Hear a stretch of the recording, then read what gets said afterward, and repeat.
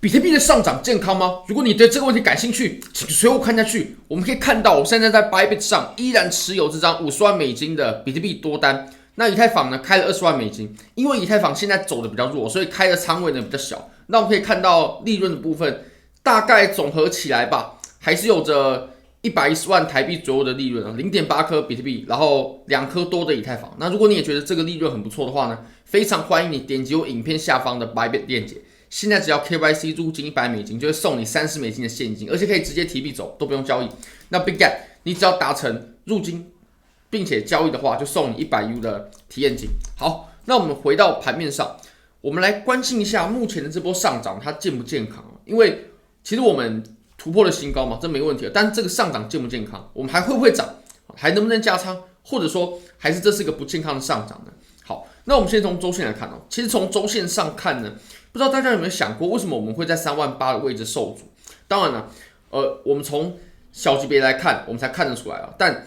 我们从周线上呢，我们才能找到原因。那其实38000这个点位呢，它就是我们在前期筹码比较密集堆积的箱体的下缘。你可以看到，我们之前在这个位置呢，它堆积了比较密集的筹码，在白色区块的地方。那我们在没有堆积筹码的位置呢，或者说筹码堆积它比较松散的地方啊，拉盘就会走得比较快。那当我们运行到这种筹码堆积比较复杂、比较密集的位置的时候呢，我们走的就会比较慢啊，它就会举步维艰。那其实38000的这个点位呢，我们可以观察一下啊，刚好就是这4根 K 线它下缘的位置啊，这4根 K 线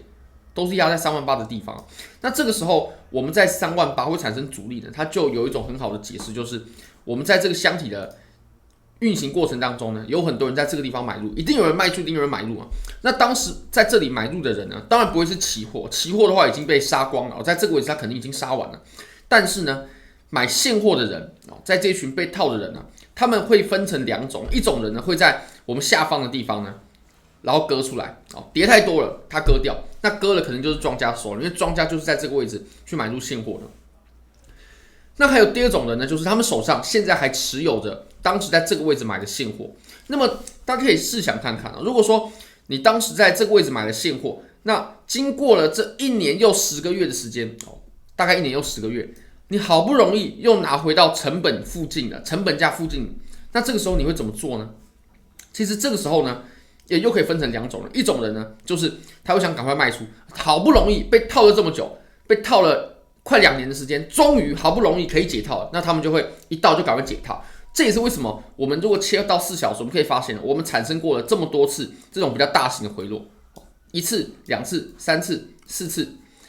5次。那其实这几次回落呢，我相信就是我们在前一个箱体38000左右的那个箱体被套牢的人他们所卖出的。大家不要小看这个回落的幅度这个回落的幅度呢，也有到8点多%，8点多%，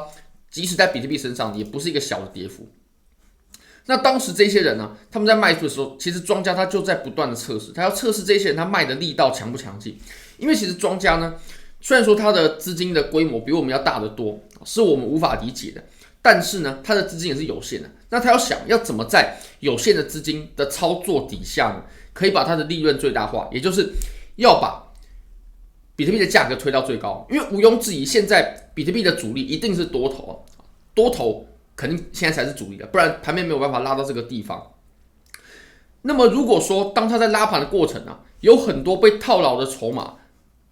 抛出的话，那么就很不利于他拉盘，因为在拉盘的过程不断的抛出筹码，那么他拉盘的可以拉升的幅度呢就会下降非常多。那这个时候他就要去评估这个抛出筹码的这些人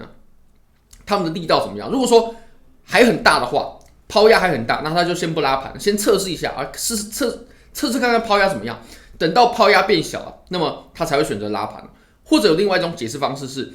这一群人呢，他抛出的筹码其实就是被庄家主力给收起来的。庄家在这个位置吸了大部分的筹码，然后在这个位置呢再吸收一些别人抛的，因为之后要拉盘嘛，不可能让这一群人盈利。那么其实还有第2种人呢，就是他们可以跟着庄家一起继续持有的利润当然他们也是被套的人，但是呢，他如果在这个位置他没有卖出，他继续保管筹码的话呢，那么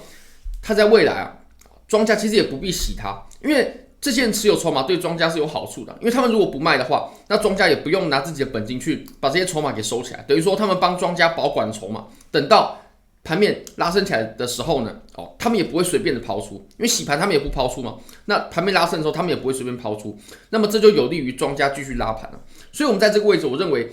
已经经历过了这样子的测试，也经历过了这样的变化流程。好，那我们再回到4小时吧。其实我们从4小时呢，我们才是操作的级别。你可以发现啊，庄家在测试38000的时候呢，38000它肯定是一个区间啊，就是一个可能$200-300的区间，它不可能是一个固定的价位的。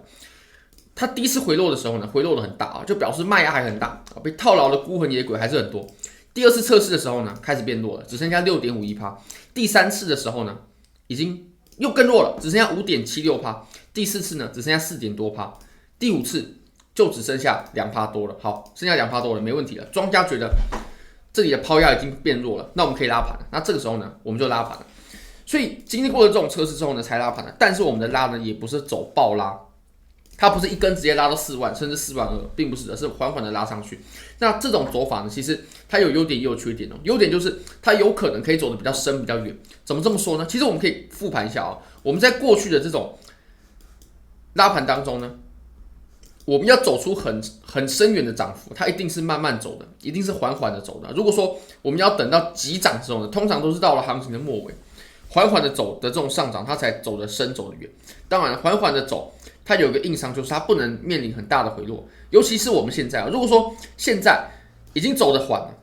我们在面临很大的回落的话，那么就会造成 MACD 的背离啊，而且如果再背离下去，就会是双重背离了。那这在盘面上绝对是非常不利的信号，所以这一点呢，大家必须很注意啊。如果说我们遇到比较强劲的回落的话，那就真的要非常小心。那以当前的盘面来看呢，我认为我们是不应该回落到38000的下方的，因为我们测试了这么多次，好不容易突破了，如果我们在回落到38000下方的话，那我认为就非常非常的不妙，甚至我这个仓位呢，我也会把它进行处理的，因为我认为再回到38000的话，它确实就非常不妙了。那大家可以参考看看。那其实还有一个隐忧就是，